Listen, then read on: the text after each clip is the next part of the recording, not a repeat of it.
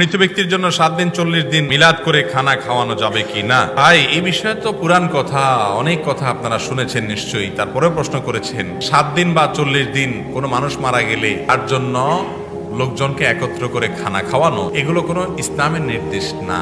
এগুলো আমাদের পার্শ্ববর্তী হিন্দু ভাইয়েরা বোনেরা যে আছেন তাদের ধর্মের কালচার এবং সংস্কৃতি, এবং হিন্দু ধর্মের বিশ্বাস মতে কোনো মানুষ মারা যাওয়ার পরে যদি এলাকাবাসীকে না খাওয়ানো হয় তাহলে ওই ব্যক্তিকে স্বর্গে খানা দেয়া হয় না, এটা ঝুলে থাকে। আপনি গুগলে সার্চ দিলে পেয়ে যাবেন। এটাকে জানি খাবারটারে কি বলে জানো?